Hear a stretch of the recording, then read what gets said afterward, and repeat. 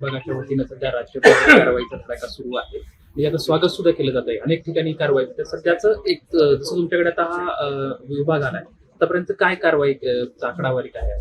नाही, आकडेवारी तर भरपूर आहे. महाराष्ट्रामध्ये आपण जवळजवळ 1400च्या आसपास इन्स्पेक्शन केलेले आहेत.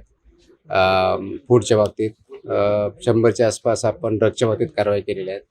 त्याच्यामध्ये जे सिव्हिअर व्हायलेशन्स आहेत त्याच्यामध्ये आपण सस्पेन्शन केलेले आहे. 400च्या आसपास जवळजवळ इम्प्रूव्हमेंट नोटीस दिलेल्या आहेत आणि नियमापासून कारवाई करतो जेणेकरून नागरिकांना शुद्ध अन्न, सुरक्षित अन्न भेटलं पाहिजे, सुरक्षित औषधं भेटली पाहिजेत आणि एफबीओनी त्या नियमांचं पालन केलं पाहिजे. या दृष्टीने आपला प्रयत्न आहे. तर तसं सर, मकोका आणखी कठोर करण्याची गरज आहे असं तुम्हाला वाटतं का? चालूच आहे, कठोरपणे चालू आहे. कठोर याचा अर्थ असा नसतो की आपले जे बिझनेस ऑपरेटर आहेत त्यांना काही त्रास देणं हा कधी उद्देश नसतो. कठोर याचा अर्थ एवढाच असतो की नियमांचं पालन सर्वांनी करायचं आहे. अधिकाऱ्यांनी अधिकाऱ्यांचं काम करायचं. आम्ही रेग्युलेटर म्हणून काम करतो तर रेग्युलेशन म्हणून काम करायचं आहे. एफबीओने त्यांना जे रूल्स दिलेले आहे फूडच्या बाबतीत जर विचारा जवळजवळ 22 प्रकारचे रेग्युलेशन्स आहेत.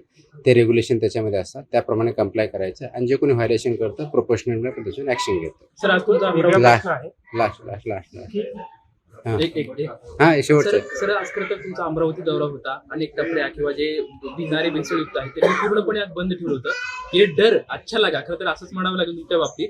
मात्र सर बऱ्याच वेळेस तुम्ही कारवाई करताना जे लहान मोठे आस्थापने आहेत त्यांच्यावरती कारवाई होताना दिसते. मात्र जे काही मोठे उद्योजक आहेत किंवा मोठे डीलर आहेत त्यांच्यातल्या कारवाई समोर येताना दिसत नाही. आपण सर्वांवरतीच करतो. तुम्ही जर व्यवस्थित आकडेवारी बघितले तर रिटेल्स आहेत, रेस्टॉरंट आहेत, डेअरी आहेत, ग्रोसरीमध्ये आहेत, ऑइलमध्ये आहेत, ड्रग्जवरती आहेत, मॅन्युफॅक्चरवरती आहेत, सर्ववरती आपण कारवाई केल्या. आपल्याकडं पोर्टल चालू झालेलं आहे. ग्रीव्हन्सेस येतात, तक्रारी येतात, त्याचं ॲनालिसिस होतं.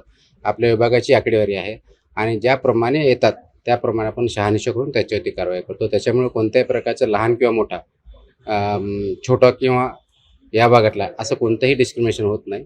नियमानुसार कारवाई होते आणि त्याच्यामुळं जे कोणी याच्यामध्ये व्हायलेशन करतं त्याच्यानुसार त्यांच्यावरती कारवाई केली जाते.